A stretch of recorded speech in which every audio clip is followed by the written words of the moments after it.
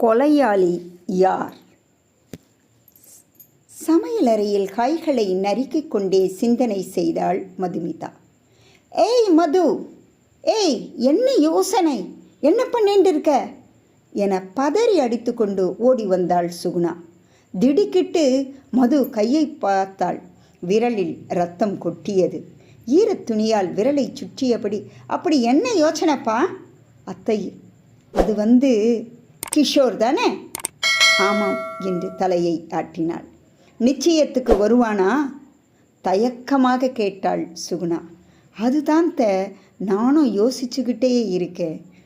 அண்ணி, அண்ணி, அண்ணன் எப்போ வருவார்? அவர் வந்த உடனே நான் கொஞ்சம் ஷாப்பிங் பண்ணணும். இப்போ நீ எங்கேயும் வெளியே போகக்கூடாதுடி. நாளைக்கு நிச்சயம், புரிஞ்சு நடந்துக்கோடி ஸ்ராவணி.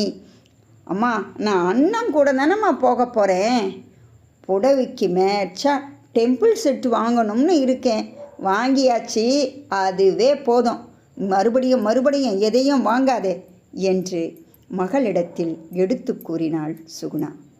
அன்றைய பொழுது இரவு ஒரு வழியாக முடிந்தது. இரவு 11 மணிக்கு படுக்கைக்கு வந்து படுத்தாள் மதுமிதா. அவளுக்கு தூக்கமே வரவில்லை. நாத்தினார் ஸ்ராவணி நிச்சயத்திற்கு கிஷோர் இன்னும் வரவே இல்லை. ஒரு அண்ணனாக செய்ய வேண்டிய வேலை எதையும் செய்யவில்லை. அவனிடத்தில் தொலைபேசியில் தொடர்பு கொண்டாலும் எடுக்கவில்லை. மணி 12. புரண்டு படுத்தாள். மீண்டும் கணவனுக்கு ஃபோன் செய்தாள். எடுக்கவே இல்லை. மறுபடியும் தொடர்பு கொண்டாள். நாட் ரீச்சபிள் என்றே வந்தது.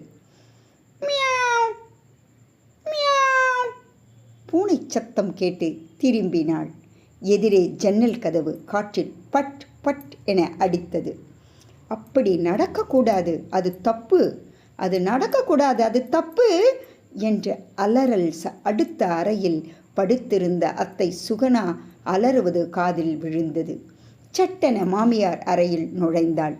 அதே சமயம் பொத்தின விழும் சத்தம் கேட்டு நாய் ஊளையிடும் சத்தம் தொடர்ந்தது.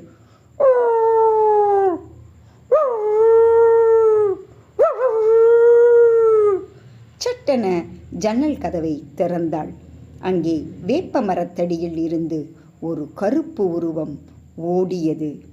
கொலையாளி யாருங்க? நேர்பட பேச அடுத்த அத்தியாயத்தை பாருங்க. மாத இதழில் தொடர்ந்து வரும் பாருங்க. கதை பிடிச்சிருந்தா லைக் பண்ணுங்க, சப்ஸ்கிரைப் பண்ணுங்க, உங்களுக்கு ஷேர் பண்ணுங்க. நன்றி. அடுத்த இதழில் சந்திப்போம்.